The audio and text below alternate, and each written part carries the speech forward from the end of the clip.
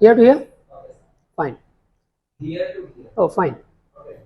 Okay. So, I will take one picture for thumbnail. like this. Yes. My goodness. Good. That's dangerous. Yeah. Okay.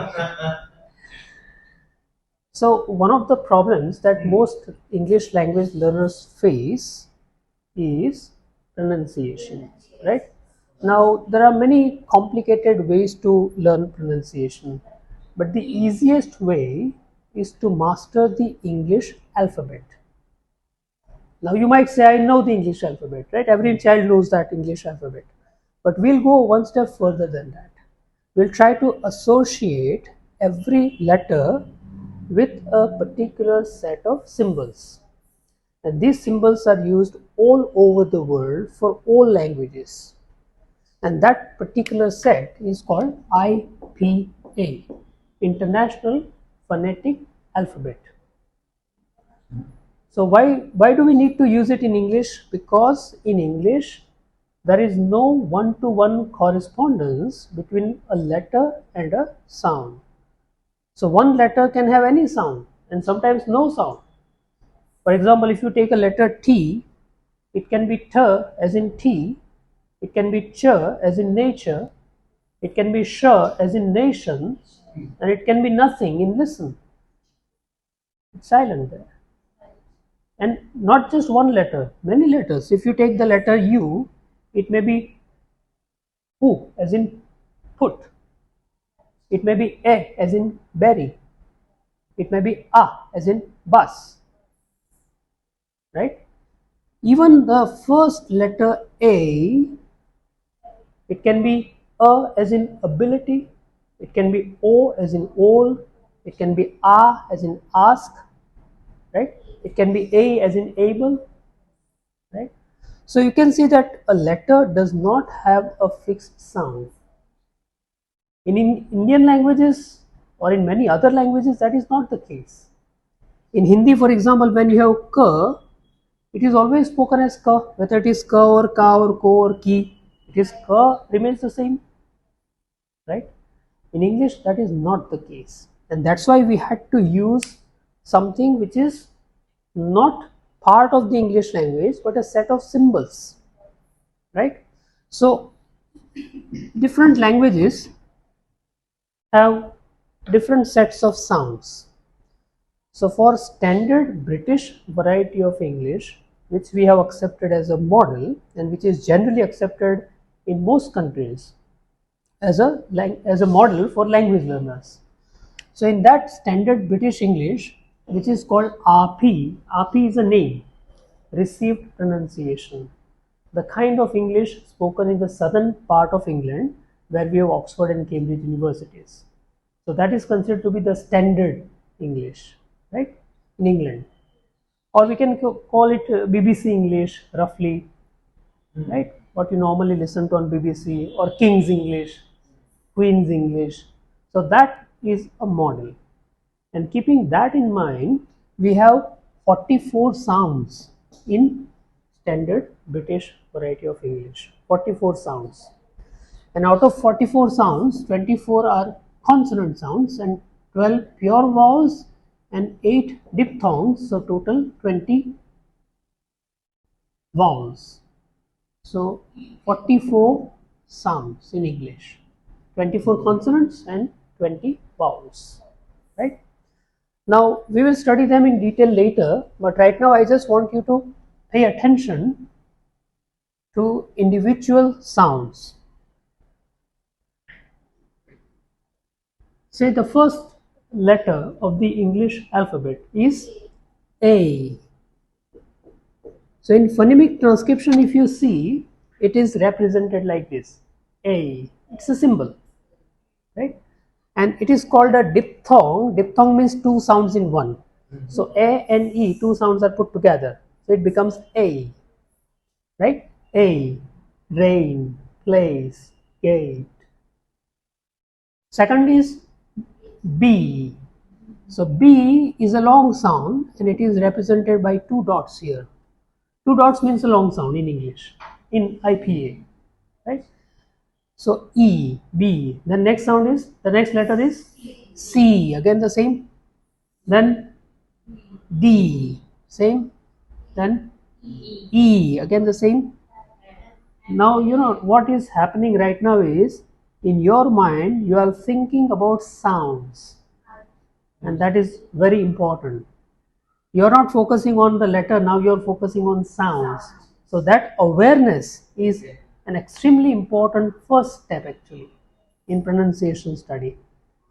Now F, you know that F cannot be here or here, it has to have a different sound. So for that you have a sound A as in F. Then G, where we already have it here, right? So G. Then H, H. So A and H, H. Then I will not come here because here it is A, so I is not possible here. E, not possible. A, not possible, so we need another sound.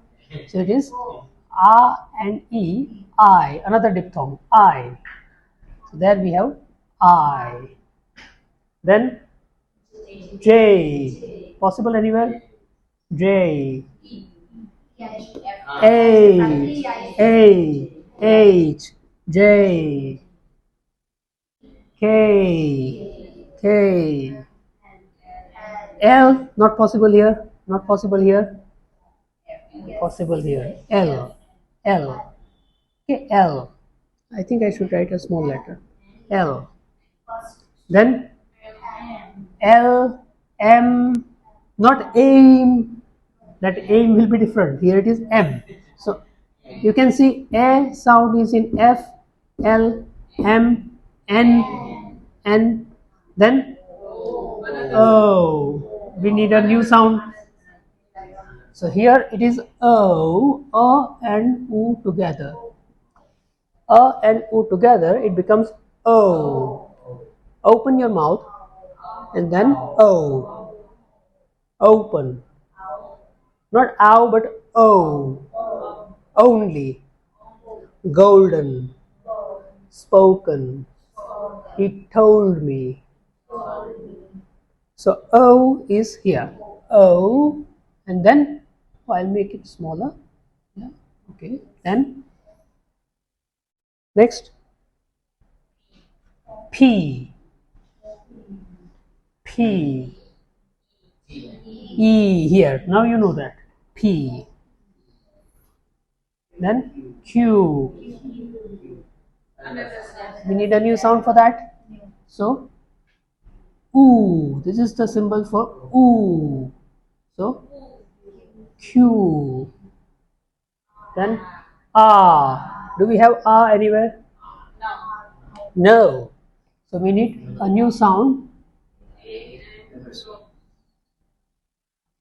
A and then two dots. A. A. And in A, the sound R is not spoken in standard British variety of English. Right? Mark. Where's your car? It's in the car park. It's in the car park. R is not spoken when it is at the end of the word or when it is followed by a consonant sound. Right? So in standard British English. A. Then S. S. Like F, L, M, and S. Then T. T. T. T. Like B, C, D, E, G, P, T. Then U, U. Then V, E. Then W. Again U. So W. In fact, in W there are two sounds. So double has A. So if you want to mention that A sound is also there in the first part of double. So double has A, like cut, but, must, up, right? Sound. So that is in double, and then it is in U. So double U. It will come at two places, right? Then X, a,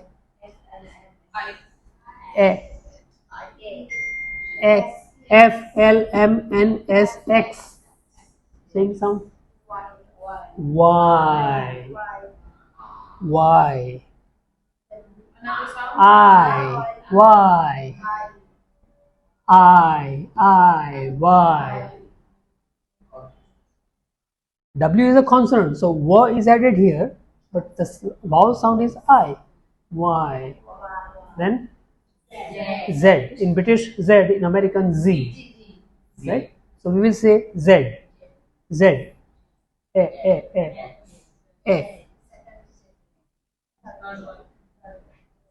Right? Now, our task, the first task, is to know the symbols. Here we have only taken how many? 1, 2, 3, 4, 5, 6, 7, 8. And apart from that, there are many symbols. Total 44 symbols. They are already given in your book. Right? There is a chapter on pronunciation. So our first task is to know the value of each and every symbol. For example, is this part clear? Yeah. Now suppose you take a consonant sound, say in the word like this, right? So in Gujarati or in most Indian languages, the sound ch is a very neutral, lazy, relaxed kind of sound. Ch, chakri no ch, right? You can see my mouth position, ch, normal. When I speak the English sound, it is not like that. It is different. When I speak that, my lips will come out, protrude, make a circle, and there is more force on my, I have to put in more effort to produce that sound. So it is ch, right? Check. So you should be able to hear the difference between check and check. You hear the difference? The same thing will happen with, say, a word like this. In Gujarati, in Hindi we have j, but it is neutral. In English we require more power. So j Gujarati, in English j, magic, and magic. You hear the difference? Yeah.